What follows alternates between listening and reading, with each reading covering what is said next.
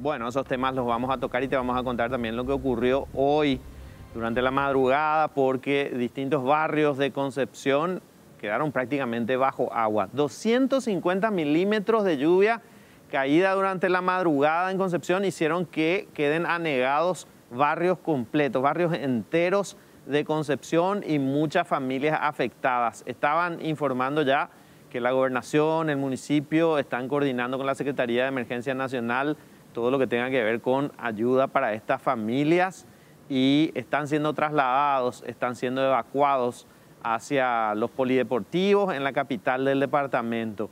Hay varios barrios que fueron afectados, entre otros, hablan de Aquinocué principalmente. Ese es el barrio más afectado, en el que compartimos mucho los videos que nos enviaron esta mañana. Exacto. Con los, en la lupa de la mañana. Impresionante fue. Yo no sabía que Concepción, hoy me saqué también de la ignorancia que tenía, ellos también tipo Pilar. Ajá. Tienen como muros y las bombas que no funcionaban muy bien, que digamos. Aunque el intendente interino les dijo que sí estaban funcionando, pero por la forma en que permanecían las aguas en ese barrio, no con la eficiencia que se requiere. Es que creo que todos nos sorprendimos porque siempre vemos estas imágenes en Pilar, en Alberdi, en la zona del sur del país y no en Concepción. Pero bueno, la lluvia se concentró durante todos estos días en el norte, en la zona del Chaco, y bueno, esta vez le tocó a Concepción. El encargado de despacho de la gobernación estuvo en comunicación con el presidente de la República y él mismo habría prometido que enviarían a través de Emergencia Nacional los insumos para ollas populares. Así está la situación. No es nada fácil lo que está ocurriendo en Concepción. Necesitan carpas, colchones y van a coordinar todos los trabajos desde el municipio y desde la gobernación. Así amanecimos hoy con esta noticia de lo que ocurría en Concepción. Y también respecto al COVID, aquí tenemos vacaciones en el equipo, pero el que no toma vacaciones es el COVID. El vicepresidente de la República dio positivo al COVID, lo reportaba ayer el propio ministro de Salud, hablaba de la situación de salud del vicepresidente y hoy tuvimos la información respecto a la cuarentena que debe cumplir el presidente de la República, Mario Abdo Benítez, por haber estado en contacto justamente con el vicepresidente Hugo Velázquez. Anunciaban desde Emburu Villaroga que se cumplen los protocolos de salud establecidos para contactos de COVID positivo. El presidente de la República estuvo en contacto con el vicepresidente, tiene que cumplir la cuarentena. Y yo supongo que varios también, Fito, porque la última foto que vimos del vicepresidente creo que fue el 10 en San Pedro y estaba con el diputado de Clesis y otros dirigentes de la zona donde él está trabajando, que ya se menciona que es el lanzamiento de su precandidatura presidencial, más o menos sin decirlo totalmente. Así que toda esta gente también estará con la cuarentena preventiva. Digamos, ¿verdad? Hasta el martes 19, el presidente de la República va a cumplir esta cuarentena, este aislamiento preventivo. Y el miércoles retorna a sus actividades normales luego de tener el resultado del hisopado. Así se va a manejar el presidente de la República en estos días. Y hablando del COVID, Brasil inició hoy la vacunación contra el COVID. Una enfermera de São Paulo es la primera persona vacunada en Brasil. Es la Coronavac, aparentemente la vacuna china, la que se aplicó. Y hay una disputa política en medio de todo esto porque las vacunas que debe traer el gobierno federal todavía no llegaron y la aplicación iniciaría recién el miércoles. Pero se adelantó São Paulo en esta disputa política que tiene el gobernador de São Paulo con Jair Bolsonaro. Y el propio ministro de Salud de Bolsonaro salió a decir que esto fue una jugada de marketing y que incluso estaría violando la ley. ¿Por qué? Porque no esperó que los otros estados inicien la vacunación. Bueno, ese también, como que cada uno también tiene sus propias reglas. Entonces ya son 2 países limítrofes con Paraguay que ya se están vacunando. Argentina con mayor anterioridad, así que ahora Brasil también, y bueno, nosotros vamos a seguir esperando. De todos modos, se adelantan también los tiempos. Ayer hablábamos con el representante de la OPS en Paraguay y si bien bajo el sistema COVAX teníamos en principio entre fines de mayo y junio, ayer ya él nos decía que creo que dentro de los primeros 3 meses, marzo sí, más o menos ya también estarían las vacunas. O sea, está funcionando la presión que se está ejerciendo para que se distribuya con mayor rapidez las vacunas en el mundo. Bueno, y hablando de adelantar los tiempos, hoy leía tu columna, Estela, en la que mencionabas cómo ya el debate para el 2023 está dentro de las filas del Partido Colorado, cómo ya se está pensando, no en las municipales, sino en las generales, después de aquel anuncio que había hecho el expresidente Horacio Cartes. Reordenamiento, reposicionamiento dentro de las filas del Partido Colorado. Comentanos un poco. Sí, sí. Hoy un poco dediqué la columna solamente a la interna colorada y creo que un poco esta especie de largada lo hizo el ex presidente Horacio Cartes en aquella entrevista que dio a su canal de televisión, cuando dijo que le gustaba la dupla Santi Peña-Pedro Aliana. Y en cierta forma, claro, ya se tomó como que él lanzó una precandidatura para las internas presidenciales. Y eso un poco vino, creo yo, a empujar lo que ya en cierta forma bajo la mesa se está hablando, de candidaturas del oficialismo, que es básicamente Arnoldo Vince, aunque no lo diga, pero de hecho lo está haciendo. Recordemos, Fito, que hemos publicado la pelota esta del MOPC como parte de su campaña, y luego los termos, etcétera, etcétera. Y se movió también con mayor rapidez ya esta semana el vicepresidente Hugo Velázquez en San Pedro. Y a final de cuentas creo yo que podría tener un impacto en la operación Cicatriz y que la intención es presentar candidaturas de consenso en la mayor parte de la República. Yo hablé con algunos dirigentes y me dijeron, no está tan bien ese tema, porque finalmente, ¿qué es lo que pasa con estos prelanzamientos? Lo que hacen que los dirigentes se posicionen y cómo vos construís poder en términos estructurales o territoriales, mejor dicho, con esta elección también, que es atípica, porque recordemos que se prorrogó un año el mandato de los intendentes. Entonces nosotros vamos a tener ahora elección de intendentes en octubre, y esta va a estar todavía un poco caliente como para las internas presidenciales. Entonces yo creo que ahora los liderazgos se van a posicionar muy fuerte con sus candidatos a intendentes, y no sé si va a funcionar tanto las candidaturas de consenso. O sea, las municipales van a ser una especie de termómetro de cómo se pueden definir las internas del partido para las generales. Claro, claro, totalmente. Cada uno va a querer que su candidato gane, entonces va a ir ganando territorialmente. Recordemos que el Partido Colorado es una maquinaria muy bien aceitada en ese sentido y tiene mucho músculo a la hora de esa maquinaria electoral, del trabajo de base con la dirigencia. ¿Cuál fue la reacción dentro de las filas del Partido Colorado después del anuncio de Cartes, sobre todo en Colorado Añetete? Y yo creo que lo que hay, en cierta forma, yo creo que un poco ya sabíamos que, de hecho, Santi Peña estaba haciendo campaña, no tan solapadamente, diríamos. Ahí lo novedoso, diríamos, que le agregó a Pedro Aliana, ¿verdad? Y yo creo que todos saben eso, todos saben. Lo que sorprendió un poco fue la forma prematura en que él lanza, ¿verdad? Porque la idea era no hablar del tema hasta construir el mayor consenso posible en toda la República con respecto a las candidaturas municipales, pero ahora creo que se adelantó eso. Sí, bueno, vamos a ver qué pasa. ¿Los demás partidos están todavía en silencio? Silencio, pero yo creo que es muy preocupante la situación de la oposición como fuerza de construcción aliancista. Por lo menos no hay muchas informaciones, porque ahí tenemos una situación de conflicto, de quiebre en el PLRA, en el que los dos líderes principales no tienen intenciones de unirse, y en realidad uno busca la eliminación del otro. Estoy hablando de Blas Llano y Efraín Alegre. Y bueno, también Blas Llano había lanzado la otra vez lo de Norman Harrison, que vino también a mover el avispero dentro del PLRA y la propia probable alianza, ¿no? Pero después como que se calmaron las aguas y otra vez quedó en el olvido. Pero ahí la situación liberal se tiene que resolver primero para intentar construir una alianza similar al del 2008. Bueno, en un ratito más ya vamos a estar con nuestros invitados hablando del tema Marina Cue. Todos recordamos la pregunta, ¿qué pasó en Curuguatú? ¿Qué pasó en Curuguatú? Ahora queremos saber qué pasó con Marinacue. ¿Qué pasó con el proyecto que buscaba de alguna forma reivindicar a quienes ocupan estas tierras, aquella masacre de alguna manera, digamos, cicatrizar ese dolor y con una ley otorgar esas tierras al INDER y del INDER a quienes están en ese lugar? El propio Poder Ejecutivo, el propio presidente Mario Abdo Benítez había anunciado que con esto se iba a solucionar aquel grave problema, aquella grave crisis, y después recula. Sí. El propio Poder Ejecutivo el que hace una conferencia de prensa y dice que va a dar el veto total a esta ley.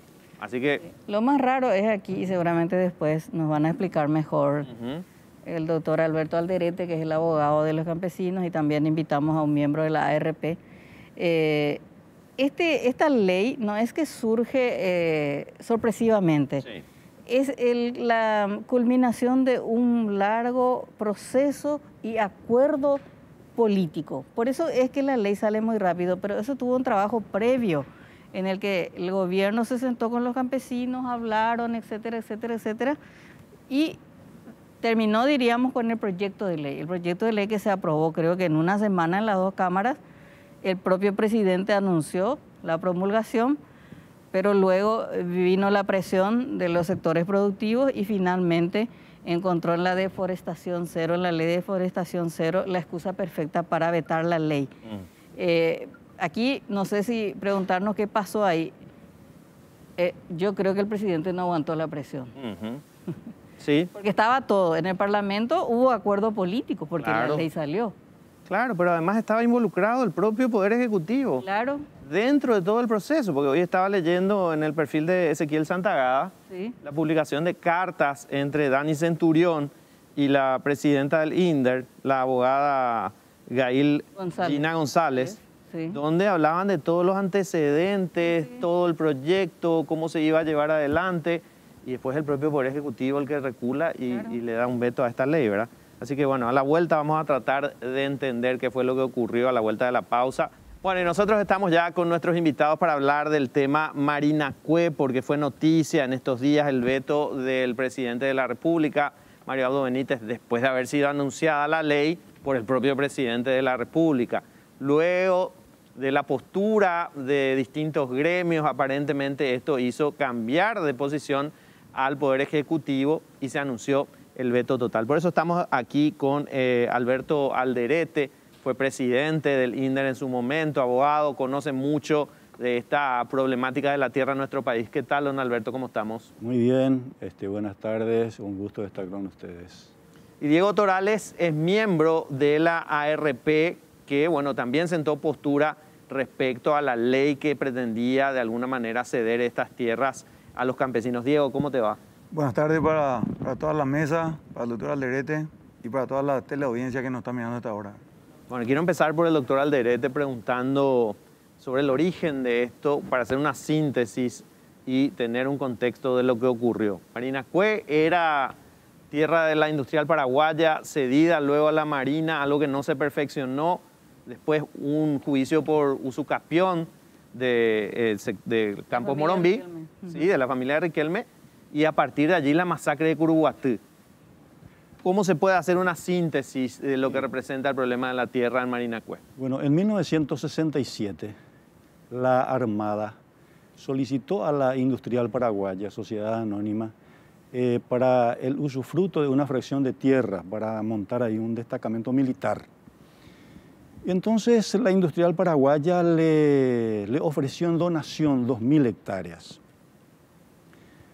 Fue oficializada esa oferta de donación al Poder Ejecutivo y el Poder Ejecutivo, a través del presidente de entonces, el general Alfredo Stroessner, aceptó la donación por decreto en 1967 y ordenó a la Escribanía Mayor de Gobierno hacer los trámites correspondientes para la escritura pública, designando al ministro de Defensa para firmar como representante del Estado.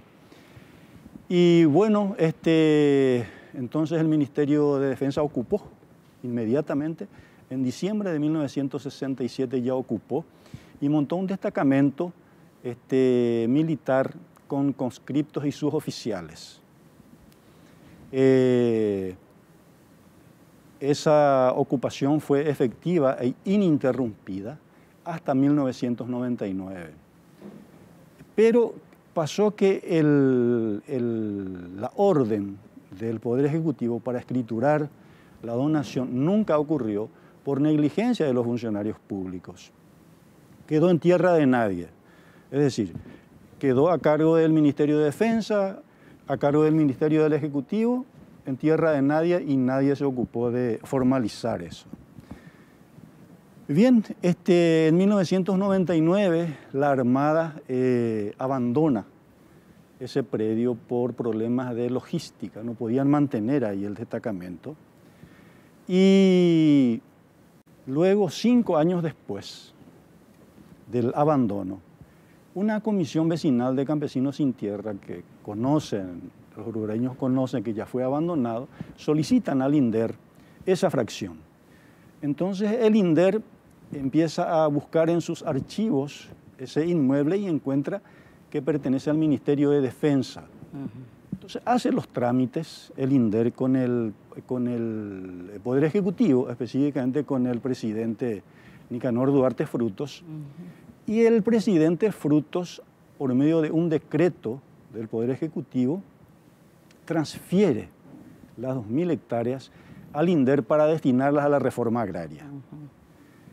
Bueno, el INDER inicia los trámites de mensura, trámites judiciales de mensura para su inscripción en la Dirección General de Registros Públicos.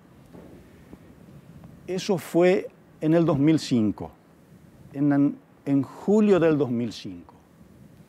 Y en la mensura judicial, cuando se hace una mensura judicial, el juzgado tiene que notificar a los linderos del inmueble, ¿no? Sí. Para reclamar si tiene algo o aceptar, ¿no? Bueno, fue notificado Campos Morombi, Riquelme, no puso ninguna resistencia, pero 6 meses después, 18 días después de la notificación, Campos Morombi formula un juicio de prescripción adquisitiva de dominio, o sea, una demanda de usucapión con el argumento de que hacía más de 20 años estaba usando en forma ininterrumpida y solicitaba para su propiedad, ¿no? Cuando hasta 1999 estaba ocupando la Marina. Claro. Hay que tener en cuenta que Riquelme ya había comprado de la Industrial Paraguaya 50.000 hectáreas de tierra que estaban pegadas a estas 2.000 hectáreas que estaba ocupando la Armada. Entonces Riquelme, además de las 50.000 hectáreas, quería también esa fracción de tierra y planteó la demanda de usucapión. En 6 meses ya el juzgado en lo civil y comercial de Curuguatí ya dictó sentencia a su favor. Sin que se cumplan los 20 años de... No, obviamente. Oye, desde 1999 hasta el 2005 eran 16 años. Claro. Entonces, el juez ordena la inscripción de la sentencia para que sea titulada a nombre de Campos Morombi. Pero el Procurador General de la República, en ese entonces el doctor Nelson Mora, se percata de esa demanda e interviene en el juicio y solicita la nulidad de actuaciones, de todas las actuaciones, o sea, que se anule el juicio. ¿Por qué? Porque el Estado paraguayo, como verdadero propietario del inmueble, no fue notificado de la demanda. Y solicita el levantamiento preventivo de la inscripción de esa sentencia de usucapión a favor de Riquelme, y la Dirección General de Registros Públicos levanta la inscripción, por lo que el inmueble continúa siendo otra vez del IPSA, de la Industrial Paraguaya.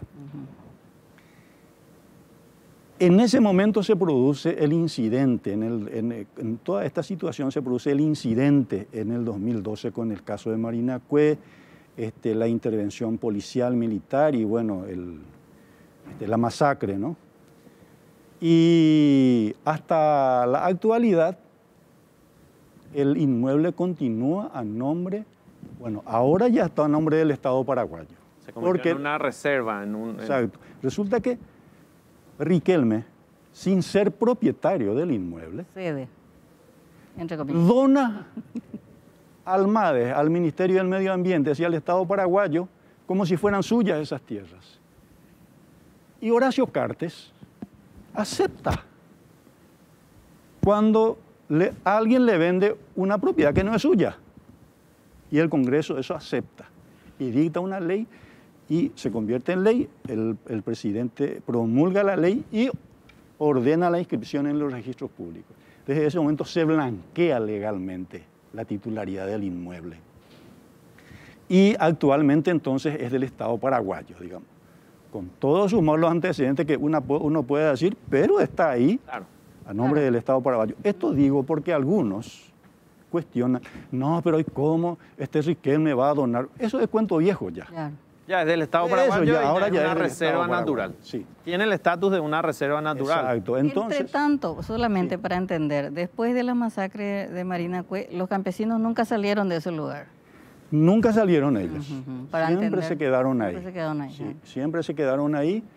Y bueno, ellos desde hace mucho tiempo tienen sus chacras, tienen sus viviendas precarias, ¿no? Pero vivienda de pobre al fin. Tienen sus escuelitas. Y están dentro de lo que sería la dentro reserva. de las 2.000 hectáreas. Actualmente son 1.748 hectáreas nomás, porque Riquelme comió ya cerca de más de 300 hectáreas. Bueno, y ahora le quiero consultar a Diego, luego de que se conoce la postura del Poder Ejecutivo, a favor de la ley que iba a ceder una parte de estas tierras a los campesinos, hay gremios que se posicionan en contra. ¿Cuál fue la postura de la RP? Claro. Nosotros lo que sostenemos es una cuestión, hay una cuestión de hecho, y hay una cuestión de seguridad jurídica, que es lo que nosotros pregonamos, ¿verdad? Decimos, si en los términos de la ley ya promulgada hace más de 5 años, ¿verdad? Que es la ley 5.530, por la cual establece que esa zona va a ser una reserva boscosa. Decimos nosotros, si uno ve los términos de la ley, en su artículo 10 dice, el inmueble es destinado como reserva científica. Coincido con lo que dice el doctor Alderete, ¿en qué sentido?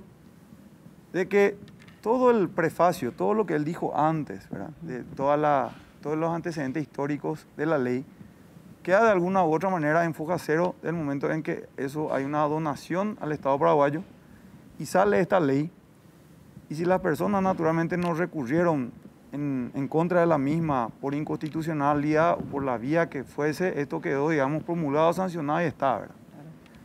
Cuando se plantea esta nueva ley, decimos nosotros que falta de seguridad jurídica hay, porque hay gente que está invirtiendo muchísimo dinero en reservas forestales, ¿verdad? ¿Qué va a ocurrir si esas reservas forestales hoy son invadidas? Y decimos mañana, no, esto va a ser sujeto de colonización, ¿verdad? Vamos a ir a la reserva San Rafael, vamos a ir a otras reservas. Entonces, yo creo que hay algo que no podemos discutir, y estoy seguro que en eso también vamos a coincidir con el doctor, de que tenemos que generar una especie de seguridad jurídica, no solamente para el productor, sino que también, o sea, para el gran productor, sino también para ese pequeño productor, ¿verdad? Lo que es reserva boscosa hoy a nivel internacional tiene que estar protegido. Y si eso ya es una reserva forestal. Veamos en el INDER qué es lo que tiene eventualmente como otras colonias para ir a llevar y desarrollar. Pero no podemos, si hace un tiempo atrás, hace muy poco tiempo atrás, dijimos, es más, el actual presidente de la República, en ese entonces era presidente de la Cámara de Senadores y el vicepresidente era presidente de la Cámara de Diputados, habiendo sancionado esta ley, hoy, digamos, por suerte, vetaron en coincidencia con el actual anterior y dicen no, o sea, esto es reserva forestal, fue donado en ese carácter y vamos a seguir en esa línea. O sea, pedimos seguridad jurídica. Lo que vaya a ocurrir con los ocupantes en esas tierras, ¿existen las instituciones que puedan solucionar? Claro que existe. Está el INDER para eso. El INDER tiene más de 4 millones de hectáreas, ¿verdad? O sea, no puede ser que no pueda ofrecer una alternativa a esta gente y no necesariamente ir a desarrollar eso que, digamos, de alguna u otra manera ya está establecido como reserva boscosa. Ahora bien, viene la otra disyuntiva o la otra forma de ver las cosas de la gente. Dice, no, en realidad estamos ya acá antes de la ley, ¿verdad? Esa ya es una situación que seguramente requerirá de estudios de los organismos jurisdiccionales. Y hay formas de que esa gente ataque esta ley, pero tiene efectos interpartes, ¿verdad? Seguramente la inconstitucionalidad de esta ley. Ahora, lo que no podemos es permitir de que el propio legislativo, con una irresponsabilidad legislativa, diga hace 5 años, no, esto es reserva a perpetuidad, y 5 años después nos vienen con una ley y nos dicen, no, en realidad esto, o sea, vamos a dejar nomás así, ¿verdad? O sea, yo te quiero interrumpir. ¿qué garantía tenemos? Señor Torales, porque entre los antecedentes que plantea el doctor Alderete y lo que usted dice, ambos tienen razones jurídicas, diríamos, ¿verdad? Entre los antecedentes. Ahora, lo que llamaba la atención un poco es, y le pregunto su opinión, o sea, el presidente de la República tiene que tener todos estos antecedentes en la mesa porque en realidad él hace un acuerdo político-social y a resultas de ese acuerdo político-social, Matías ahí te envió una foto, si podemos mostrar, se genera esta situación de la nueva ley, esta que salió ahora nomás, nada más creo que el 20 de diciembre, dice, este es el asesor político del presidente, ¿verdad? Dani Centurión.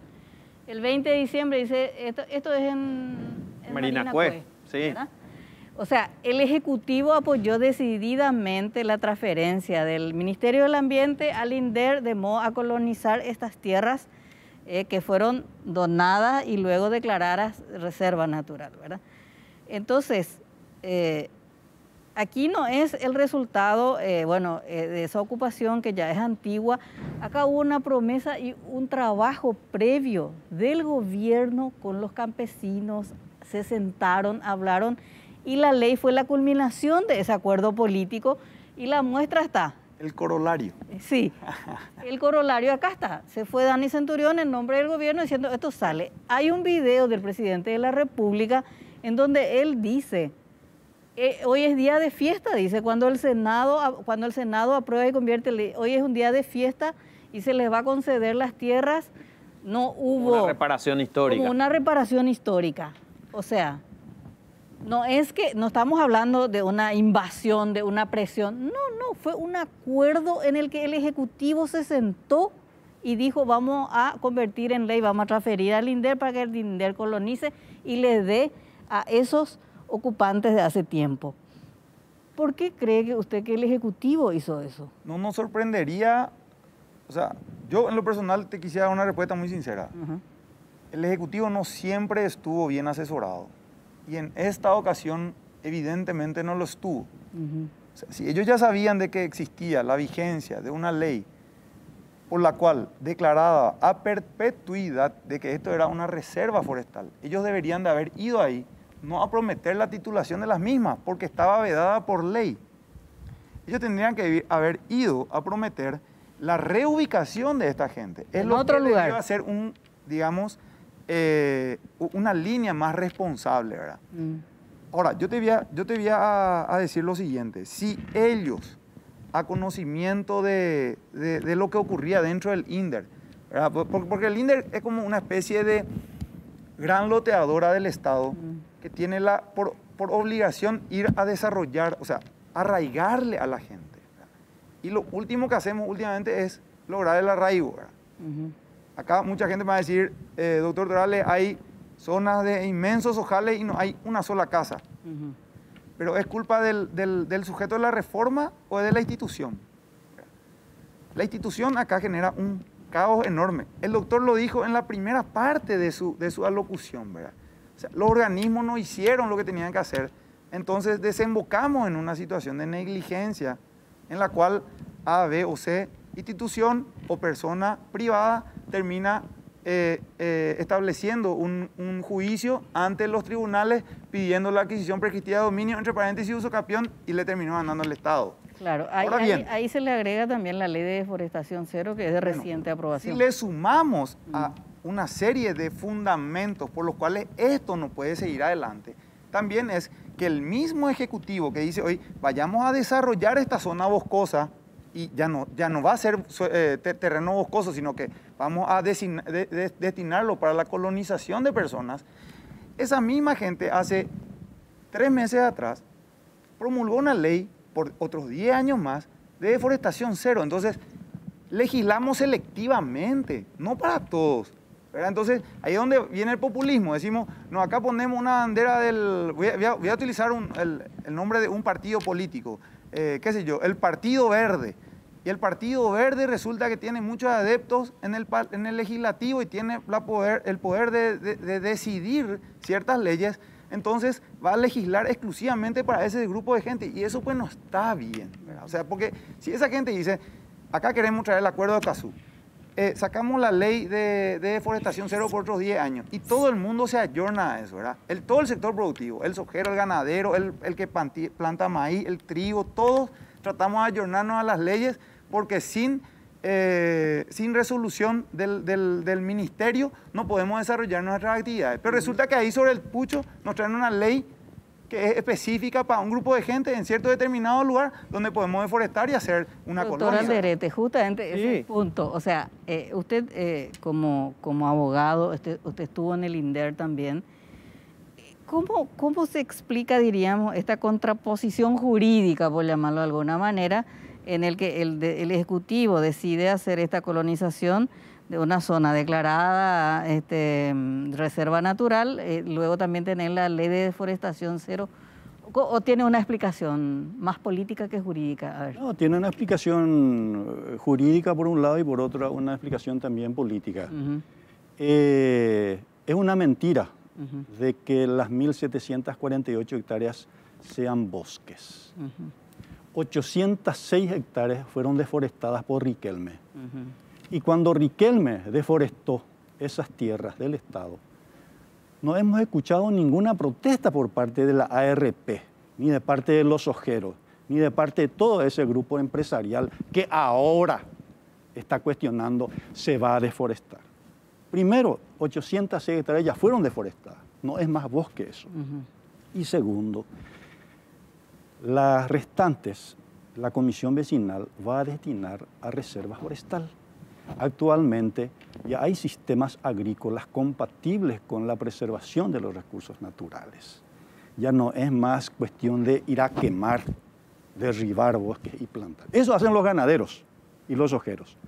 Pero los agricultores familiares ya no hacen eso. Hay técnicas actualmente nuevas, digamos, rescatadas de nuestros antepasados, de manera tal que no está prevista la deforestación de esa Entonces sería una reserva forestal es una por reserva ocupación forestal, humana. Claro, en las 800 hectáreas. Ya deforestadas. Ya deforestadas. De manera tal que para el INDER es así la cosa. Para el INDER no existe ninguna violación de la ley porque es claro eso, no hay plan de deforestar las 900 hectáreas. Sino la de utilizarla en forma racional, digamos, ¿verdad? Pero fue el Infona, la presidenta de la Infona, la que se opuso, porque esa señora es una inútil, una incapaz y una corrupta. Cristina Boraleski. Ella fue trabajada por la ARP y por los ojeros para que le reclame al presidente de la República. Y la Infona no se preocupa de las miles de hectáreas de tierra que se están deforestando en el Chaco. Miles cada año. Esa presidenta de la Infona es una sinvergüenza. ¿Por qué? Porque miente. ¿No? 800 hectáreas ya fueron deforestadas. Es cierto, Diego. En primer término, no me referiría en ningún sentido, menos a una persona ausente y una dama en los términos en los que se está refiriendo el doctor, ¿verdad? O sea, en primer término, él debería de saber, fue presidente, ya varias veces lo dijimos, él tiene que saber que para establecer colonias nosotros hasta tenemos que tener resoluciones del MADES. En su tiempo no, pero hoy sí. ¿Y cómo le va a pedir a esta señora, la que está hoy, de que te habilite una colonia cuando sabe perfectamente que las autoridades ambientales no te van a dar la resolución respectiva? Ella habla de corrupción, seguramente tendrá las pruebas para ello, ¿verdad? Por eso está haciendo esta temeraria denuncia. Pero es normal, ya es normal de que irresponsablemente largue ese tipo de calificativo, ¿verdad? Yo vuelvo a reiterar, acá hablamos de algo sencillo. Esto está establecido por ley nueva de que es una reserva boscosa a perpetuidad. ¿Qué es lo que puede hacer hoy la institución al respecto? Pero ustedes hicieron lobby con la directora del Infona, con la presidenta del Infona. Yo no me reuní. Si el doctor me dice que yo me reuní con Cristina Guaraleschi, con Ariel Oviedo... Aunque el lobby no sea ilegal, digamos, ustedes pueden tener sus intereses legítimos y plantearlo, pero ¿lo hicieron o no lo hicieron? Existe, pero si hay, vuelvo a reiterar, es una cuestión legal. Ni siquiera pasa en una cuestión de lobby, ¿verdad? O sea, ¿yo qué interés tendría, verdad? Si finalmente lo que estamos haciendo es tratando de adecuar nuestro modelo productivo, eco-friendly, que es lo que dice el doctor. Hoy se puede producir igual cantidad de carne, igual cantidad de soja, igual cantidad de maíz, sin dañar el medio ambiente. Pero hay algo en el que el doctor Alderete tiene razón. Yo nunca he visto un comunicado de la ARP por deforestación por soja ni por ganadería. No. Permíteme decirte una cuestión. Nosotros estamos haciendo campañas permanentemente en contra de los incendios forestales y lo estamos haciendo.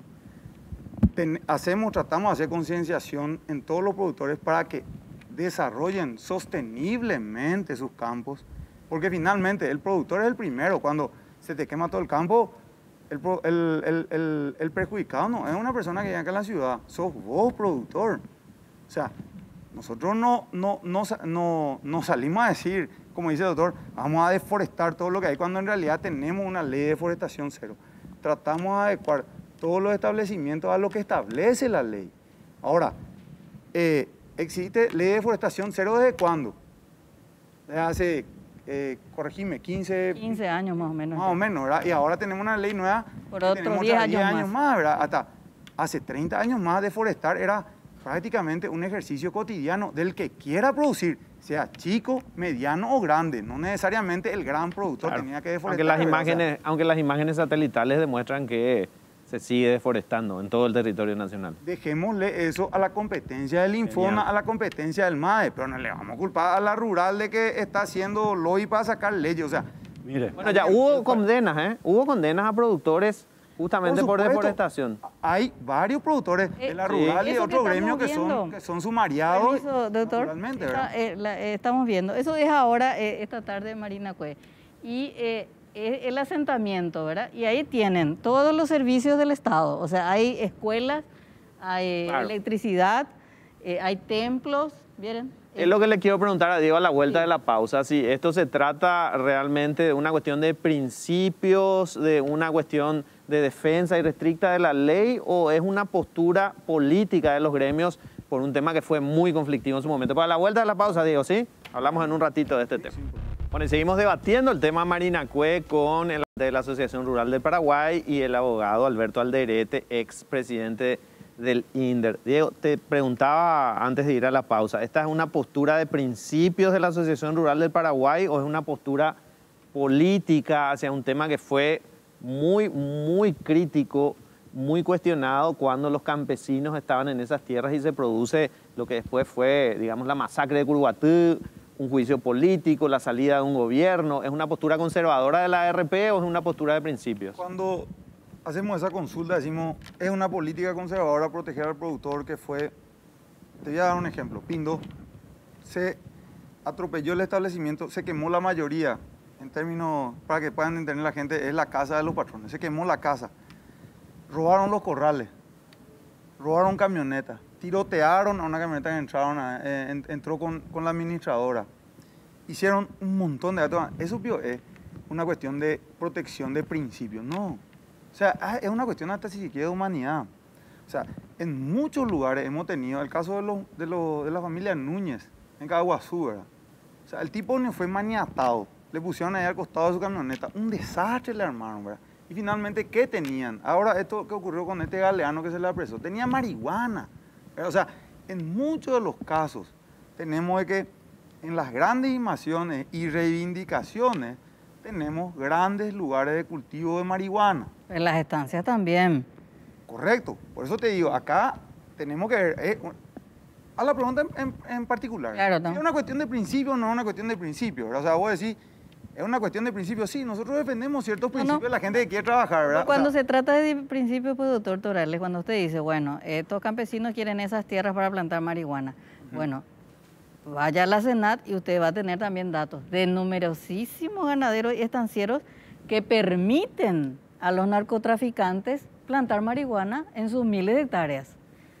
Entonces... Podría ser... muchos narcotraficantes que se hicieron ganaderos claro, en su momento, ¿verdad? Claro. Bueno, correcto, pero, o sea, convengamos de que eso no podemos decir de que ha sido, te iba a decir, amparado, tutelado por la Asociación Rural. Nosotros sí sabemos, permíteme decirte, estamos seguros de que van a estar afuera de la Asociación Rural del Paraguay, ¿verdad? O sea, nosotros mismos hacemos ese tipo de depuraciones. Ahora, como principios rectores de la Asociación Rural, al gremio, porque finalmente no es el punto del debate, ¿verdad? Es decir, si lo de Marinacue, lo de Estancia Pindó corresponde o no corresponde, si digamos, la aplicabilidad de la ley, ¿verdad? O sea, si hoy decimos, porque finalmente la rural es un gremio de producción. Tenemos por lo menos 10 gremios más de la producción, ¿verdad? O sea, está la FECOPROP, está la UGP, está la CAP, o sea, nosotros somos un gremio más de producción, ¿verdad? Lo que nosotros hacemos es defendemos al productor que está siendo vulnerado de alguna u otra manera. Pero es el gremio que está en el Consejo del INDER. Pero sí, claro. Sí, sí. Con la UGP. Este tema se habló en el Consejo del INDER, de este proyecto de ley.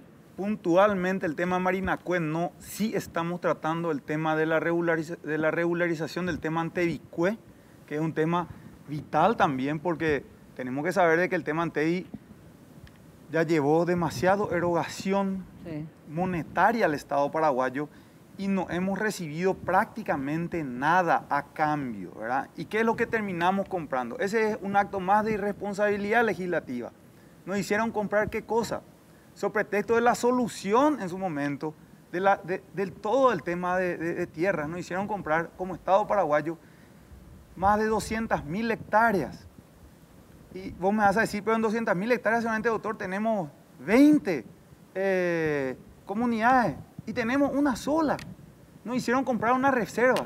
Imagínense ustedes lo que es eso. Entonces, si finalmente el Estado va a seguir en ese ritmo de situaciones, vamos por un muy mal camino, ¿verdad? El tema Antevicue es una materia pendiente y eso es lo que estamos tratando ahora. Pedimos varios informes, incluso a la Procuraduría General del Estado. ¿Cuál es la ley que nos va a regir para solucionar el tema Antevicue? Si es la ley vieja, la reforma o la nueva, ¿verdad? Sí, esto es un poco para los dos, porque a partir de esto que sucedió y una crítica muy fuerte que hubo contra el presidente de la República, porque él avaló este proyecto de ley. Claro. Él avaló, ¿verdad? Entonces ahora se habla, estuvimos hablando la otra vez con la directora del INDER y nos dijo que ahora hay un proyecto nuevo de creo que son estas 806 hectáreas de que finalmente se le transfiera al INDER y se convierta en una colonia. Estamos hablando de las mismas tierras, pero como en un principio eran todas, creo que las 1.700 hectáreas, ahora el INDER dice, bueno, está bien, vamos a buscarle una solución a este tema. Van a seguir quedándose en ese lugar, pero en vez de ser 1.700 hectáreas van a ser estas 806.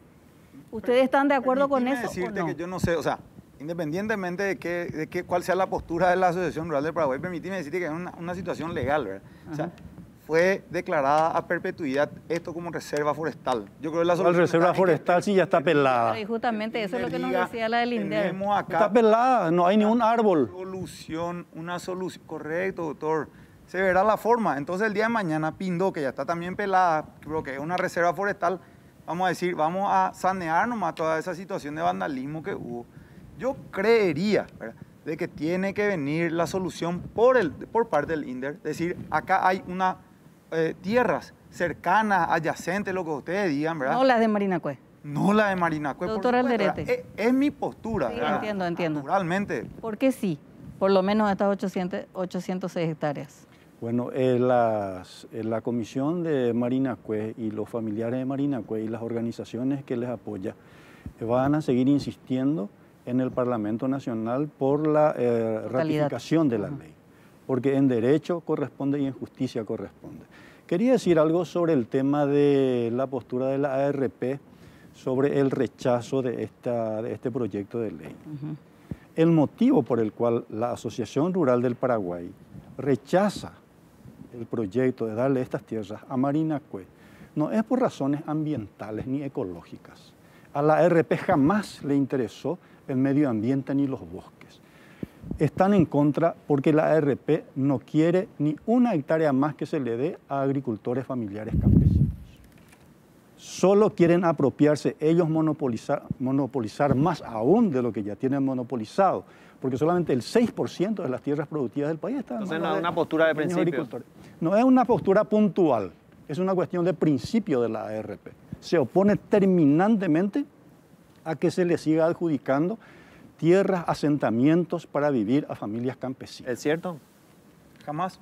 Otra cosa. Yo te iba a decir una cosa. Otra cosa. En la Asociación Rural de Paraguay están los piscicultores, reitero, pequeños productores. ¿De qué vamos a hablar? ¿De grande latifundista? O sea, esa es una retórica absolutamente gastada. Otra cosa. En el Paraguay, en 1950, el Paraguay tenía 11 millones de hectáreas de bosques. Actualmente tiene 1.900.000 hectáreas de bosques. ¿Qué pasó con el resto? Desde principios de 1990, con el boom de la soja, empezaron a deforestar en forma demencial. 350.000 hectáreas por año se deforestaban. Ganaderos y sojeros. Ganaderos para implantar pasturas artificiales y sojeros para cultivar soja. 350.000 hectáreas por año, llegando a picos de hasta 500.000 hectáreas por año. ¿Dónde estaba la ARP cuando eso? ¿Dónde estaba? ¿Sabes dónde estaba? Deforestando ellos mismos. No había ley de... Y ahora van a hablar de deforestación y de medio ambiente. No había ley de deforestación cero, Dios mío, por Dios. O sea, si existía ley de deforestación cero, usted tendría toda la razón del mundo de requerir esa situación, pero eso no existía en ese entonces. Entonces, hoy, vuelvo a reiterar, estamos haciendo un esfuerzo denodado para tratar de adecuar el modelo productivo, no solamente, o sea, a nivel nacional de todos los productores, para hacer el desarrollo y la grandeza de este Paraguay a nivel sustentable, ¿verdad? Pero si vos me decís, lo que ocurre en Pindó está bien y ellos están deforestando a mansalva en realidad, es un doble discurso el que usted tiene. Bueno, se nos acaba el tiempo y le quiero hacer una consulta a ambos para cerrar esto. Finalmente estuvo acertado ahora Mario Audo Benítez. Totalmente. ¿O está equivocado en este momento? Totalmente acertado. Es lo que debió hacer por congruencia, no solamente de su rol como presidente, sino que por una cuestión personal, porque él fue presidente del Senado cuando promulgó la ley 5.530, que es la que declara a perpetuidad esas tierras. A mi criterio, el INDER debería dar una solución a esa gente que está allá adentro, ¿verdad? Tiene más de 4 millones de hectáreas que tenemos que ver dónde ir a reubicarlo, darle la infraestructura y el arraigo por sobre todas las cosas, darle su título de propiedad, porque el INDER hasta acá tiene una gran deuda pendiente, ¿verdad? Que tenemos gente que está muriendo en las colonias, gente muy humilde, gente muy pobre, sin título de propiedad. A esa gente no le podemos dejar morir de esa manera, le tenemos que dar su título de propiedad. Esa es la solución. Doctor Alderete. ¿Por qué retrocedió Marito? Es por inútil también. El presidente es un gran inútil y aparte es muy ignorante. Inútil porque no tuvo el valor de hacer valer sus palabras. No tiene palabra este presidente. Se fue a comprometerse, a jurar de que por fin los campesinos pobres van a tener tierra y no hubo necesidad de hacer invasiones de propiedad privada. Yo les voy a dar la tierra. A los 8 días borra con la mano lo que escribió. Es un inútil. Pero aparte es un ignorante, porque se va a creerle a gremios empresariales de que supuestamente están interesados por la deforestación. ¿Qué van a estar interesados por la deforestación? Lo que están interesados ellos es que no se le dé más ni una hectárea de tierra a campesinos pobres. Quieren todo para ellos. Bueno, al contrario. Le agradecemos a ambos invitados, al doctor Diego Torales de la ARP, al doctor Alberto Alderete, expresidente del INDER, que hayan estado con nosotros esta noche. Va a seguir la polémica por el tema Marinacue. Los campesinos están protestando, van a hacer acciones legales, los gremios ya tienen una postura asentada, así que vamos a seguir hablando del tema. Gracias por venir. Gracias a ustedes, al doctor siempre, independientemente de la forma en que pensemos, el debate es sano. Claro que sí. Para todos vivimos en una sociedad en democracia. Por lo personal, te digo, la única forma de sacar adelante el Paraguay es trabajando juntos y no peleándonos. Muchas gracias por la invitación. Es un tema muy importante, también al doctor Torales. Siempre compartimos mesa de debate, de discusiones, pero da gusto conversar con él y debatir porque es una persona abierta y creo que nos llevamos bien en ese aspecto. Bueno, a la vuelta de la pausa nosotros vamos a estar hablando del machismo en la política o las mujeres en política y cómo hacen frente al machismo. Bueno, en instantes nada más están acá la diputada Katia González, la diputada Celeste Amarilla para hablar del tema. Así que en instantes volvemos. Volvemos, están aquí acompañándonos dos diputadas para hablar un poco de las últimas expresiones machistas que se dieron en la Cámara Baja y la reacción, por supuesto, que se dio después exigiendo disculpas, denunciando el trato denigrante de diputados hacia las integrantes de la Cámara Baja. Pero empezamos luego ya con un debate acá, un debate. Gracias por venir, diputada Celeste Amarilla, ¿cómo te va? Muchas gracias, pero no, Katia y yo somos enemigas íntimas. Ah, muy bien, muy bien. Katia González, ¿cómo estás, diputada? Bien, bien, Fito, Estela, Celeste, súper bien. ¿Qué tal? Antes de entrar al tema por la que las convocamos, ustedes escucharon en parte un poco el debate que hubo acá sobre las tierras de Marinacue y hace poquito nada más, antes de fin de año, se aprobó. En ambas cámaras, como por un tubo, pasó la ley que transfiere del MADE al INDER para la colonización de Marinacue. ¿Cómo votaron en esa ley? A favor. A favor. Diputada Celeste. Yo voté a favor también de la expropiación, pero quiero explicar un poco mi voto. Esa no es una propiedad privada, esa es una propiedad del Estado, de la que se apropió Blas N. Riquelme. Y fue Blas N. Riquelme el que ya deforestó todo eso y le hizo uso y abuso a esas tierras. Así que, por fin que los campesinos usen algo que recuperamos del estronismo. Ahora, a partir del veto total del Ejecutivo vuelve a la Cámara, pero yo veo que ya hay cambios de diputados que anteriormente habían votado a favor, ya hoy ya no. El cartismo por lo menos ya anunciaron que... Ellos viven pidiendo disculpas por su voto y cambiando su voto. Cuando ya sea el patrón de la calle Mariscal López o el patrón de la calle España les hace cambiar su voto y vienen, ay, nosotros nos equivocamos, disculpen, cometimos, y cambian su voto. Nada raro, nada raro. Va a prosperar el veto. Y si el cartismo ya está de acuerdo, sí. Yo he visto un tuit de Bachi Núñez, que es el líder de bancada, donde él dijo que iba a cambiar su voto, creo, y que iba a aceptar el veto. Está acostumbrado a cambiar su voto, todo el tiempo. Son 480 familias en el lugar, hay escuelas, hay comunidades, hay un proyecto de desarrollo sustentable, amigable con el medio ambiente, hay planes de salud, educación, infraestructura, de recuperación de lo que significa justamente ese concepto por el cual debe abogar la reforma agraria, que es el desarrollo rural. Finalmente, nosotros hablamos de planes y de proyectos para una comunidad modelo y autosustentable y debemos ser un poco... es demasiado incoherente Mario Abdo Benítez. Yo no puedo entender cómo le ha engañado, porque si desde el comienzo vos no generás una expectativa en una comunidad, porque este proyecto viene parido desde el Ejecutivo.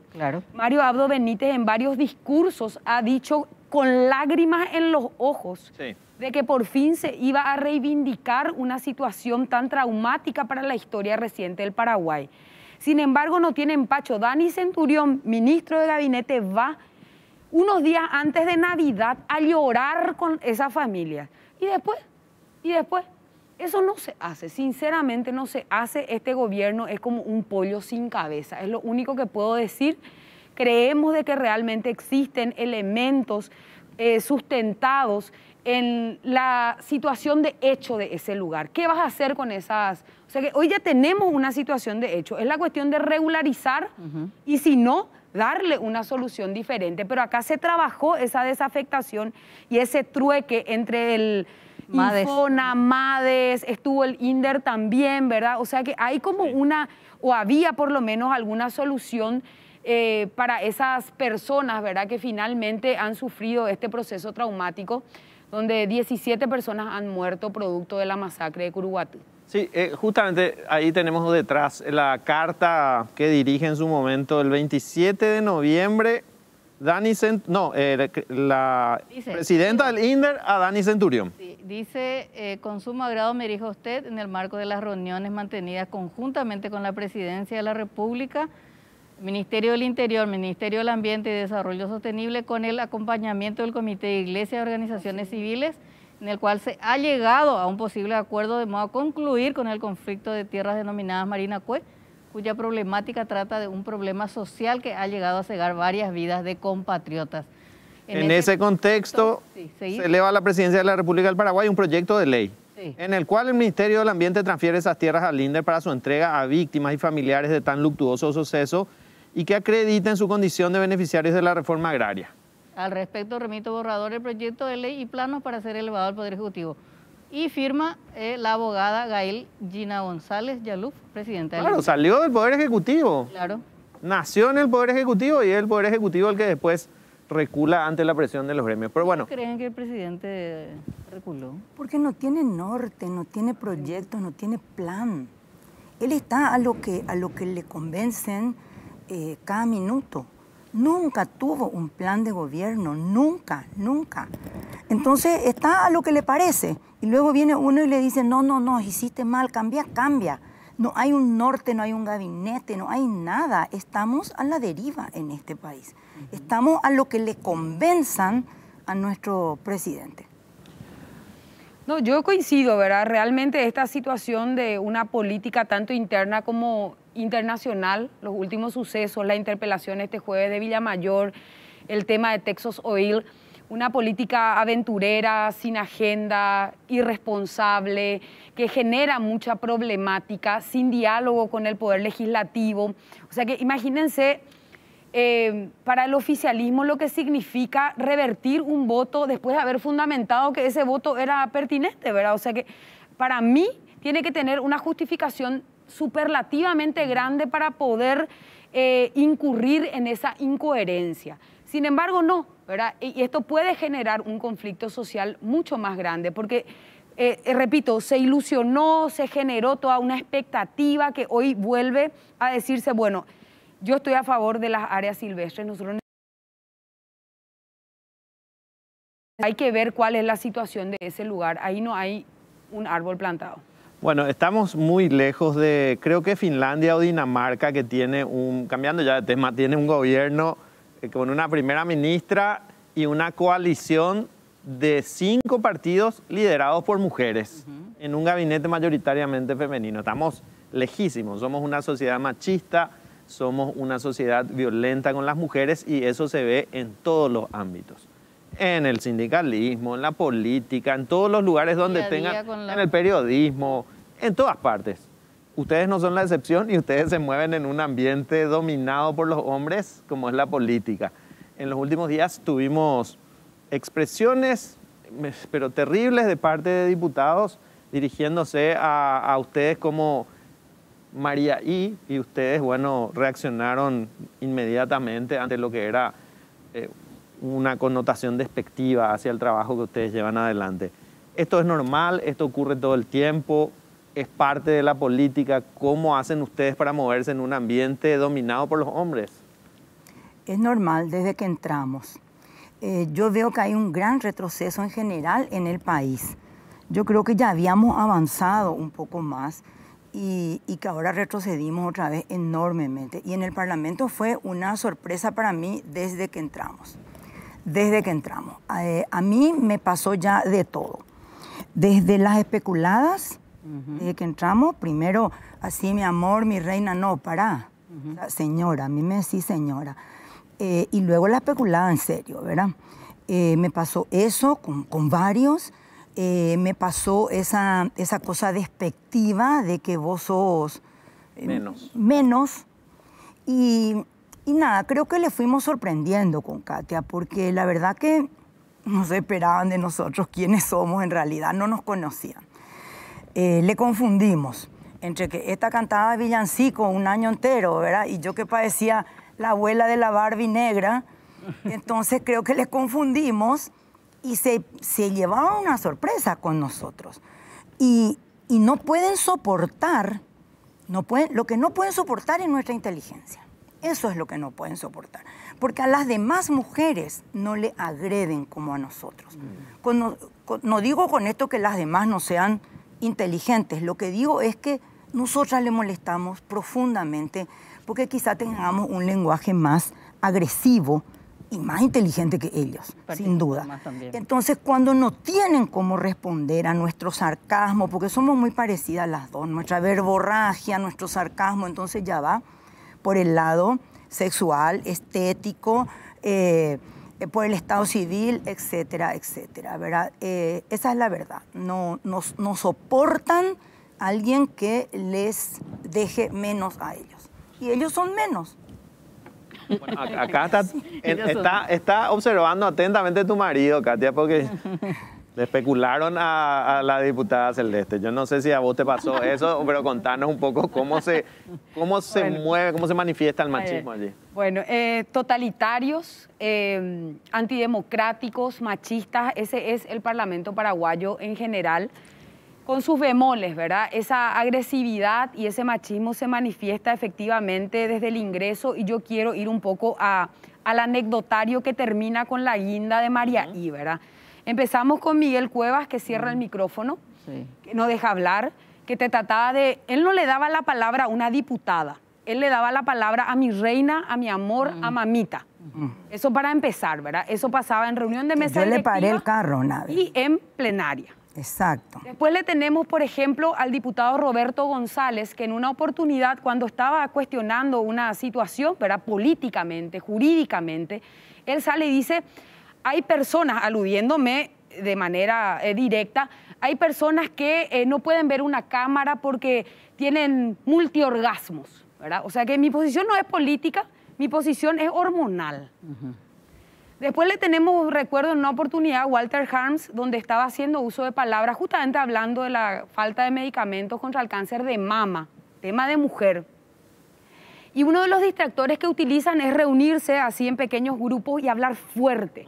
Como el hemiciclo está construido de una manera que tenga mucha sonoridad, entonces se escucha como si fuera que te están hablando en el oído. Por eso es muy importante mantener, yo no digo estar mudos, ¿verdad? Porque es imposible, el ser humano intercambia, pero sí mantener una voz muy baja para que pueda el otro hacer uso de palabras. Además, lo lógico es que escuchen.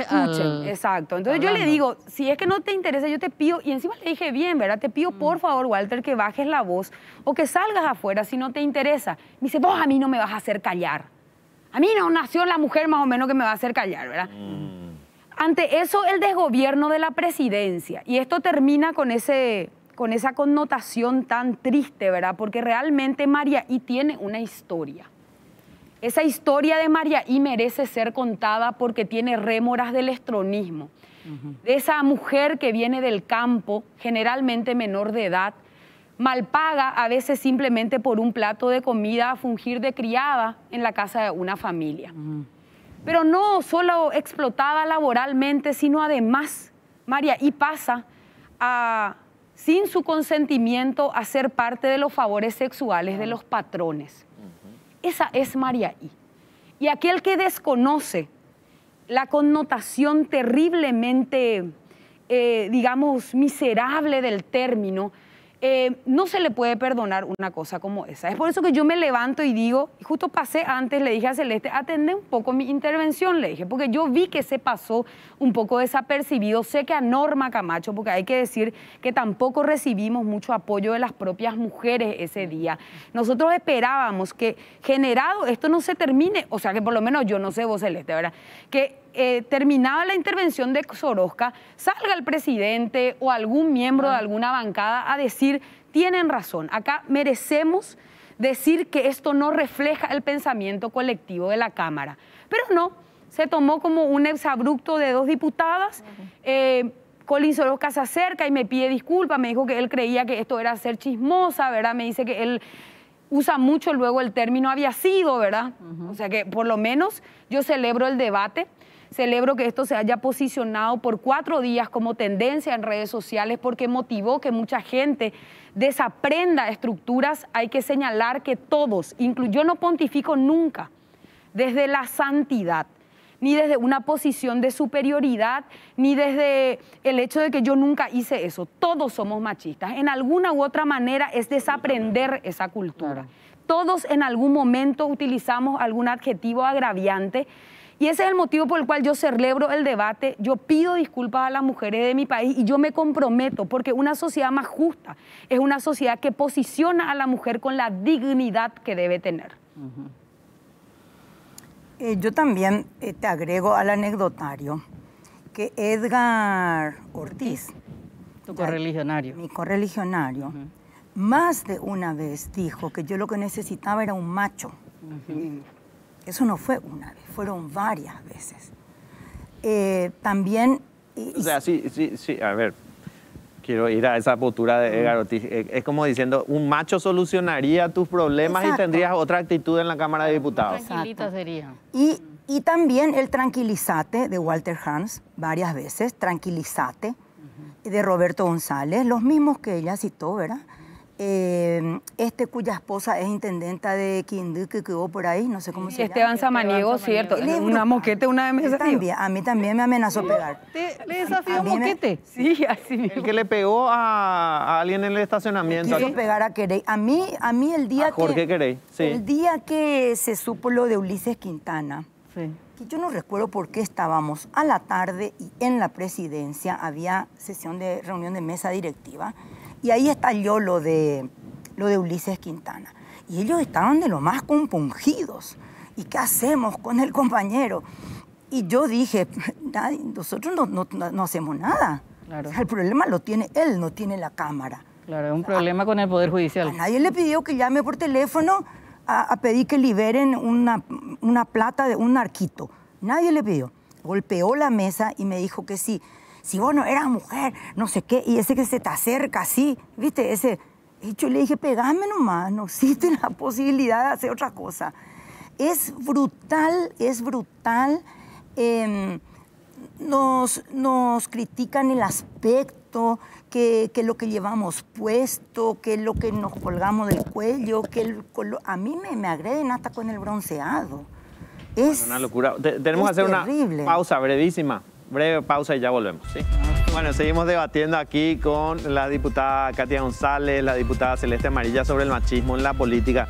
Diputada, vos fuiste sancionada 60 o 90 días por tus expresiones respecto a cómo llegaron tus colegas a sus bancas y ahora no hay ningún proyecto de sanción a Colin Soroka. Ni va a haber.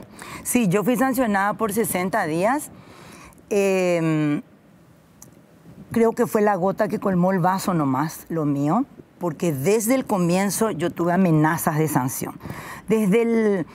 Todavía no subí a Marito, creo, cuando Bachi Núñez hizo por radio un reportaje que yo le escuché donde hablaba de Itaipú y se refería, sin dar nombres, a un robo escandaloso de la época liberal. Obviamente era Anqui. Entonces, en sesión yo le dije un montón de cosas, ¿verdad? Y esa vez ya habían tratado de sancionarme a mí.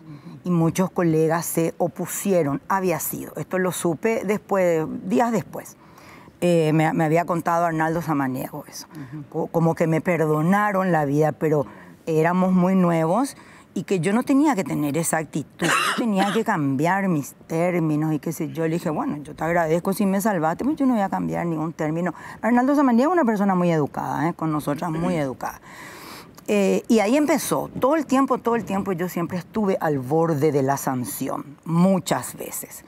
Y bueno, ahora hicieron esto, pero a Colin Soroka no le van a sancionar. Si él es él es el principal nexo con Marito. Él es el único realmente ahí que se puede saber firmemente que responde a Añetete. Porque el resto se va para cualquier lado.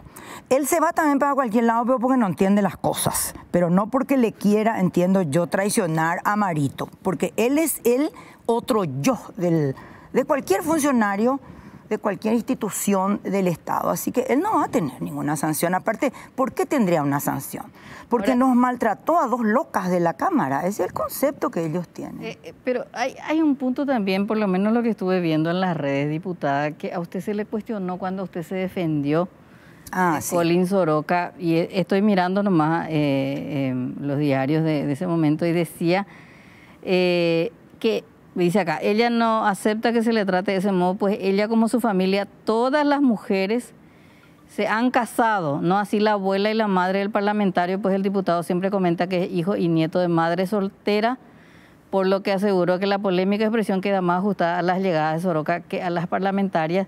Y eso tampoco gustó porque la configuración familiar en Paraguay es básicamente de madres solteras y eso sonó denigrante también, diputada, en ese sentido. Bueno, sí, y tengo que explicar eso. A ver, no es fácil que te humillen de esa manera delante de 80 personas y en directo por TV Cámara, ¿eh? No es fácil. Nosotros somos fuertes nomás, ¿verdad? Pero no es fácil. Y no es fácil hablar luego de una humillación como esa, por un lado. Por otro lado, yo lo que quería era ofenderle. Yo quería decirle en realidad, hijo de puta. Yo quería decirle, tu mamá es una puta. Yo quería agredirle, reconozco, yo quería agredirle. Y bueno, me salió eso, que sabía que le iba a doler. Para mí, una madre no tiene estado civil. Para mí, una madre es una madre. Soltera, viuda, divorciada, gay, X. Una madre para mí es una madre. Nunca entendí el apelativo de madre soltera. ¿Y por qué no hay madre casada? Y también es mentira que en mi familia todas se hayan casado. Mi abuela era madre soltera también. Claro, pasa que, claro... Lo que quería era molestarle y logré. A costa siempre de quedarme yo mal. Y a costa siempre de que se le victimice otra vez a la víctima. Entonces resulta que todo lo que él dijo quedó reducido delante de lo que yo dije. ¿Y qué le dije yo? Él me dijo que yo era una María y yo le dije, tu abuela habrá sido la María I.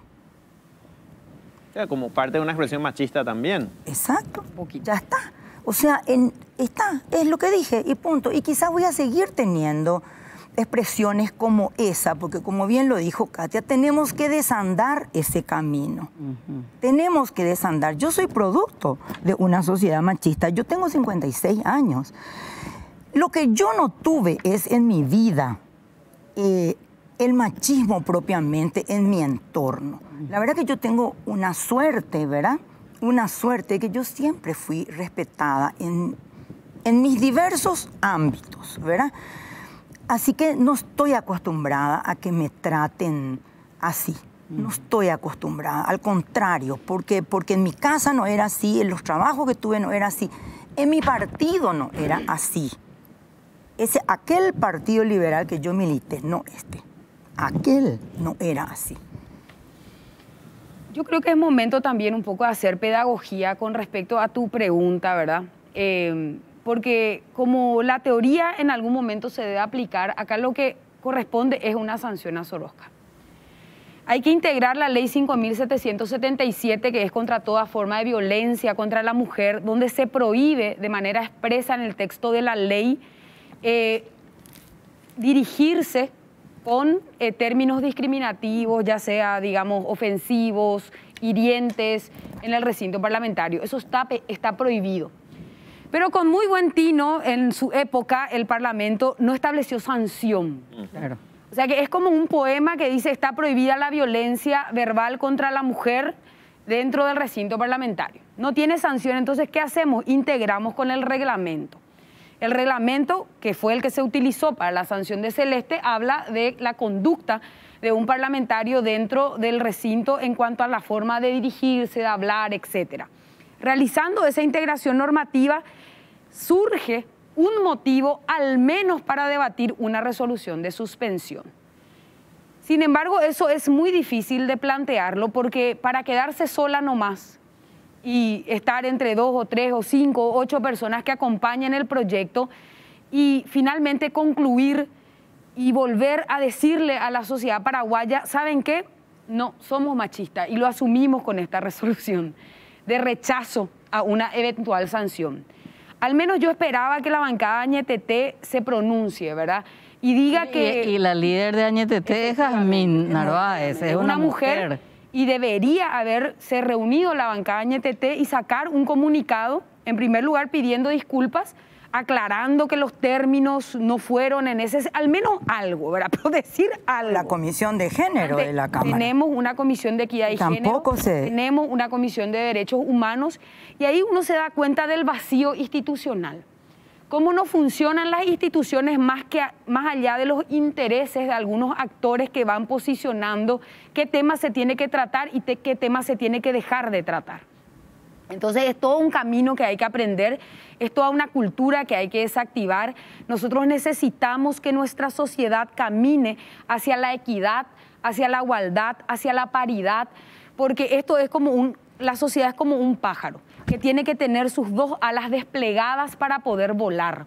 Somos 51% de la población, pero hoy tenemos en la Cámara menos del 10% de la representación. De 80 diputados, somos 11 diputadas electas, titulares. Éramos 12 cuando se sustituyó justamente la diputación de Quintana, y son solamente 8 senadoras. Nunca hubo una presidenta del Congreso. En este periodo, la mujer apenas para secretaria. Mesa directiva no hemos integrado ninguna mujer ni hemos sido considerada. Vicepresidente primero, vicepresidente segundo y presidente, hombres, hace 3 periodos ya. Hace 3 periodos ya. También tiene que ver... Eso no puede claro, ser. Pero eso también tiene que ver con lo que ocurre al interior de cada partido. Efectivamente. Las propuestas de cada bancada. Partidos. En mi propia bancada, machista que es, ¿verdad? A mí lo primero que me ofrecieron fue secretaria de bancada. Yo dije, yo ya fui secretaria a los 19 años y me gustó mucho. Pero ya está, ya pasé esa etapa. No quiero ser secretaria. Luego me ofrecieron ser presidenta de la Comisión de Mujer o Deporte o ese tipo de cosas. Las comisiones menos importante. Y eso que género no es menos importante, pero ellos consideran menos importante. Claro. Juventud, deporte. También les dije, no. Denme la presidencia de legislación. Denme la presidencia de obras. Todas las comisiones en línea de sucesión son hombres. Nuestros representantes en el jurado de enjuiciamiento, en el Consejo de la Magistratura, hombres. O sea que hoy tenemos también una disparidad porque ni siquiera se tiene en cuenta una proporcionalidad para darnos algún espacio, no es darnos, para reconocer nuestro protagonismo dentro de la Cámara. Y eso hay que estudiarlo sociológicamente. Como nunca tenemos un parlamento machista, tenemos mujeres que somos machistas, unas más que otras, ¿verdad? Y esas son las cosas que hay que ir estudiando para convertirnos, repito, en una sociedad más justa. La ley de paridad a mí me llamó muchísimo la atención, porque más allá de la discusión filosófico-política que uno puede tener, decía, ni siquiera tuvo el consenso de las mujeres parlamentarias. O sea, es más, a una eran más reacias todavía a aceptar la ley de paridad. Pero ahí ya hubo un arrebato de Colin Soroka machista. A ver, yo llevaba el discurso de la mesa de la paridad, de todas las organizaciones de mujeres, ¿verdad? Me pidieron a mí que yo lleve el argumento, nos reunimos 500 veces antes de eso, todos los sectores de mujeres del país. De hecho, que yo he integrado la red de mujeres políticas muchas veces en mi vida, ¿verdad? Y yo llevaba ese discurso. Yo esperé que hablen varios para luego medio quedar hacia el último y redondear todo lo que se dijo en contra. Y en el momento que me iba a tocar a mí, Colin Soroka pidió cierre de debate. Así que no pude ni hablar. No pude ni hablar. Yo me acuerdo que me paré, le grité, le dije, ¿cómo no voy a hablar? Yo traigo la voz de... Pedí por favor, presidente, que me dejen hablar. Yo traigo la voz de la mesa de la paridad, traía yo, del país. Y no pude hablar. Ese fue el primer arrebato machista de Colin Soroka. A mí no me gusta el cierre de debate. Porque el parlamento, en el parlamento, hablar. Claro. Yo me opongo siempre, así tenga que hablar. Hay que debatir alguien en contra 30 horas si hace sí. falta. Yo me opongo, nosotras siempre nos oponemos, muchos somos los que nos oponemos, aunque hable tu peor adversario. Sí, aunque diga cualquier cosa. No importa. ¿Qué tiene que pasar en la política para que haya un cambio? Además de que, bueno, tiene que ser producto de lo que ocurra en la sociedad, pero ¿cuándo vamos a tener mujeres en cargos importantes en la política? ministras en cargos importantes, jefa de gabinete, Digamos presidenta de la República. ¿Para cuándo? Pero sabes que hubo un retroceso en el tema mujer. Y uno de los culpables del retroceso en el tema mujer es no sé quién, el que instaló la historia del aborto, que acá no hay forma de tratar aún el aborto, o sea, estamos dividiendo a la sociedad. El debate. Estamos dividiendo la sociedad por una cosa que no puede ocurrir. Y yo creo que está inteligentemente instalado para luego venir el salvador del problema. Ahora HC se agarró con la historia de el Provida. ¿Pero por qué discutimos aborto? No sé, porque es como que discutamos si vamos a mandar paraguayos a la luna o no. No existe la posibilidad. Están instalando eso, para quedar ellos como salvadores. Claro. Y esto produjo un retroceso, Estela, en todo, porque ahora la gente nos tiene miedo a las feministas. Y yo quiero aclarar acá, el feminismo real no es otra cosa que exigir la igualdad de oportunidades y de derechos entre hombres y mujeres. Somos iguales. La vida ha comprobado que podemos manejar tractores, camiones, hay científicas, hay investigadoras, y la vida ha mostrado también que hay hombres, cocineros, chefs, etc. Ya se acabó esa historia. No nos tengan miedo, lo único que queremos es que se nos dé el mismo derecho que se le da a los hombres. Yo recuerdo también, le trajimos a las diputadas por el incidente que hubo esta semana, pero también deciré más si admirable como ella... Iba a nombrarle, sola. Sola, cuando era diputada, ahora que es senadora, también la senadora Esperanza Martínez fue bastante maltratada también por sus colegas, aludiendo a su condición de mujer que tiene sobrepeso. Y la verdad que también, y conste que el Senado suele ser un poquitito mejor que diputados, ¿verdad? Pero también hay que darles que si hiciésemos una mesa, lamentablemente también por el COVID no podemos invitar a tantas personas, pero realmente es un doble esfuerzo para las mujeres en hacer política en general.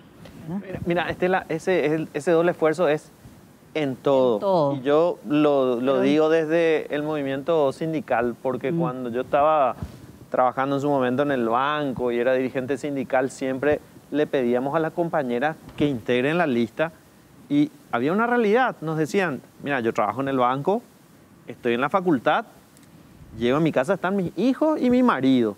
No tengo tiempo para ser dirigente sindical. A la mujer se le da un montón de tareas, de responsabilidades, y nosotros les estamos restando oportunidades, digamos, espacios, acceso a todo eso por la cantidad de tareas. O sea, que en la política, me acuerdo que me invitó el gobierno de Francia a ver un poco cómo es el tema de la igualdad y la equidad entre hombres y mujeres en Francia, y Macron había iniciado una política para la participación de la mujer. Y por ejemplo, es tan sutil como dice, finalizaba el trabajo, por ejemplo, en la Cancillería, etcétera, etcétera, y la reunión política se hacía en el after office. La mujer no puede ir al after office porque tiene que volver a la casa, porque están sus hijos, etcétera, etcétera. Entonces, lo que se decidió es que todas esas reuniones informales, pero donde se tomaban decisiones políticas, se haga en horario de trabajo, ¿verdad? Entonces, sí, la reunión política en el Partido Liberal, bueno, vamos a hacer acorde a la hora en que todos puedan y que las mujeres puedan, para que participe la mujer. Entonces, son cambios también que se tienen que dar como sociedad. Pero yo les voy a preguntar algo, un poco con la observación que hago de la política hace tiempo. Nunca vi una Cámara de Diputados tan degradada, tan mediocre y tan ignorante como esta Cámara. Sin duda fue la de los 90 la mejor en todo sentido, poder legislativo, Corte Suprema, pero esta Cámara de Diputados es lamentable. Es lamentable fundamentalmente porque la Asociación Nacional Republicana hace rato que no gana elecciones, compra elecciones, que no es lo mismo. Es lamentable porque hay justamente determinados condimentos y acá hay que identificar. El partido no tiene nada que ver con los hombres, hay que hacer un poco una mirada un poco más incisiva. Es el partido el que termina protegiendo a los delincuentes que forman parte de esa estructura. Esta claque política, machista, perversa, cleptómana, esta narcocleptocracia que degrada y se mete en las vidas de cada uno de los paraguayos cuando nos priva de salud, de educación, de infraestructura, de trabajo, se tiene que terminar. Y voy a tu pregunta un poco hilando esto, ¿qué hacer? ¿Cómo terminar esto? Y si bien es cierto, la solución es multidimensional, es la mano que mece la cuna, la que va, digamos, ofrecer mayores garantías para que nuestras hijas, nuestras nietas, las futuras generaciones tengan más oportunidades en derechos, si hablamos de la mujer, y si hablamos del país en general y una mayor calidad de la democracia, porque hoy esa ignorancia se manifiesta en el propio debate. Yo tengo vergüenza. Y hay un filósofo, Wittgenstein, que decía, los límites de tu mundo son los límites de tu lenguaje. Entonces, hoy tenemos diputados que realmente salen los de Sorosca rompido. Rompido. Por eso, brutal. Sale rompido. O sea, que qué pedagogía, ese límite de mi lenguaje, ese límite de mi mundo, cómo yo ejerzo. Acá hay gente que no sabe hablar ni castellano ni guaraní, porque si somos alfabetizamos, el guaraní es riquísimo para la expresión. Pero tampoco saben hablar. Pero tampoco saben hablar, ¿verdad? O sea, que tampoco saben desarrollar una dialéctica argumentativa, entonces incurren en las descalificaciones. Yo ya no puedo políticamente defender la Villa Mayor, no puedo jurídicamente defender mi idea de que no corresponde la interpelación por el negociado de PDVSA, ¿verdad? Entonces, ¿qué yo hago? Descalifico al mensajero. Vos sos María y esto es una cosita de chismosita. Siempre es lo más humillante. Claro. Y aquello que nos toma trabajo, porque esto es un trabajo de laboratorio que se hace. Mucha gente se suma al barco, a las firmas, ¿verdad? Pero hay un trabajo. Nosotros no tenemos institución. Vos que conociste el Parlamento francés, Estela, sabés que la institución ejecuta las decisiones políticas que se toman. Y vos tenés un equipo que está pensando atrás. ¿Vos te crees que 2.438 funcionarios hay en la Cámara? Y que nosotros podemos ejecutar y decirle a un equipo, ¿saben qué? Hemos decidido un grupo de opositores que vamos a llevar adelante la interpelación de Villa Mayor. ¿Nos puede preparar, por favor, el fundamento y la lista de preguntas? Y un equipo empieza a trabajar y a ver los antecedentes y a poner a darle brío, grandeza, lustre a una presentación tan importante. No, señores, no hay ese equipo que te pea, ¿verdad? Que tenemos que buscar el antecedente, que tenemos que hacer la pregunta, que tenemos que cebar el café, que tenemos que hacer el discurso, porque no hay institución.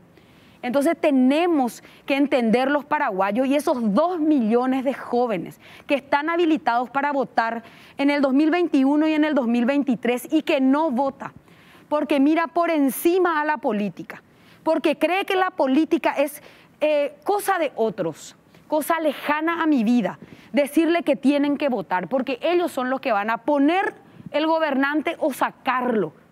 Pero si seguimos con este nivel de apatía, con este 40 o 39% de participación de la juventud, porque no queremos poder formar fila. O sea, es que mi hermano me cuenta una anécdota que cuando se estaba formando fila para el plebiscito de ahora de Chile, las filas eran interminables y había una señora ya entrada en edad y el periodista haciendo un poco lo que ustedes hacen, ¿verdad? Así contando los hechos y que las colas largas y las horas que formaban. Y se acerca a la señora mayor y le pregunta, ¿hace cuánto que usted está esperando para votar? Y le mira a la señora y le dice, toda la vida, mi hijo. Claro. A mí se me erizó la piel. Toda la vida estaba esa mujer esperando ejercer para esa oportunidad. Sí. Pero yo te voy a decir, también hay un desprecio hacia la política. Hay un desprecio de que entras a la política y te ensucias y te embarras y sí, claro. Pero alguien tiene que hacer eso. O si no, vamos a seguir con estos mismos representantes. Y la calidad parlamentaria ha bajado de una manera impresionante y va a seguir bajando. Va a seguir bajando por 2 problemas. Uno, el financiamiento político. Ese es otro tema que que no hay que perder de vista. Acá entra a ser diputado y senador el que tiene plata. Y ahí te van a atacar a vos, diputada. Y me siguen, y no me importa, Estela, porque ya expliqué hasta el cansancio. O sea, tienen suerte paraguayos y paraguayas que entré yo con ese dinero y no entró otro Ulises Quintana, ¿o no? O sea, no quiero ser soberbia, pero tienen suerte que una cristiana en el mundo dijo, en vez de comprar un dúplex, voy a pagar para ser diputada. Es así, pero por Dios, ¿ustedes quién creen que financia las campañas? Yo financié mi propia campaña de mi bolsillo y yo cuento y yo otra vez soy la mala. ¿Quién financia las otras campañas? Y le financia o el líder, le hace HC, que luego es el que les manda a votar esto o aquello, y ellos son unas marionetas en manos del líder. Si el líder es bueno, está bien, pues si el líder es malo, lo siento.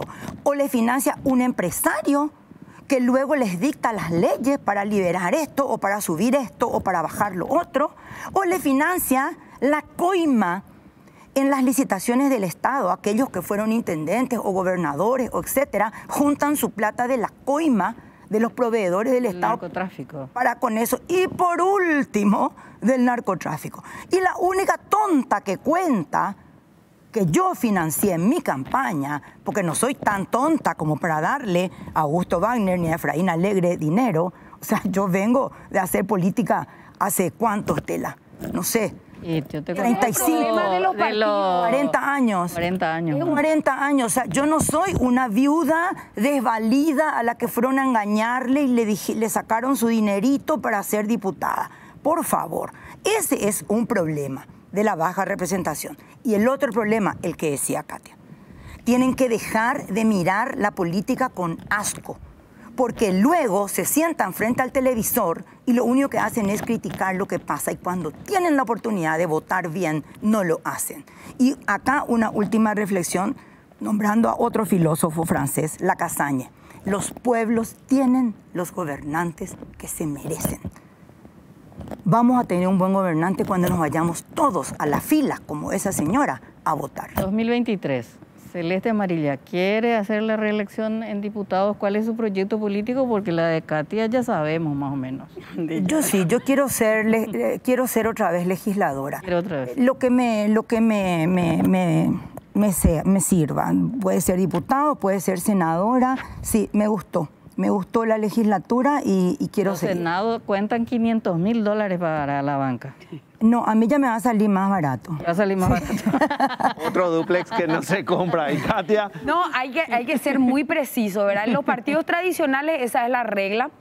Yo en realidad llego sin ese dinero, yo tengo que decir, ¿verdad? Es producto de la lucha social, de años de calle, de un poco de gremialismo crítico, ¿verdad?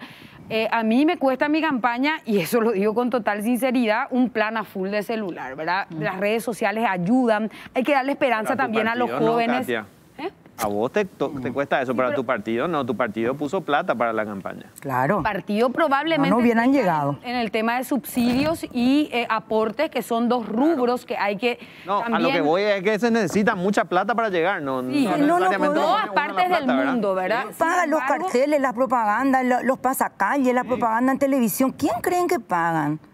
Alguien tiene que pagar. Claro. En mi caso pagué yo, porque nadie iba a pagar por mí. Por mí no iba a pagar Efraín Alegre, ni Augusto Wagner, ni nada. ¿Cuál es tu proyecto para el 2023? ¿Presidencial? No. Katia González se está dedicando 24/7 a la legislatura. Creo que para eso la ciudadanía en este momento va a estar irrespetuoso hablar de una candidatura presidencial.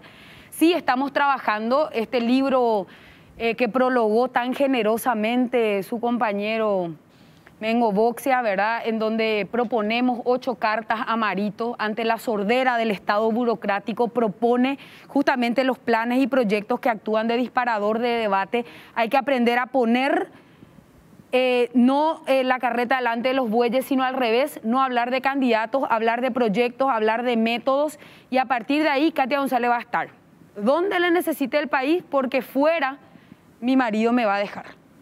Bueno, les agradecemos mucho que hayan estado acá. En serio, hace falta que generemos más espacios para que las mujeres puedan participar en todo, en la política, en el periodismo, en las carreras profesionales, en la educación, en absolutamente todo, porque es un reclamo que me parece a mí está relegado históricamente y nuestro país tiene que avanzar.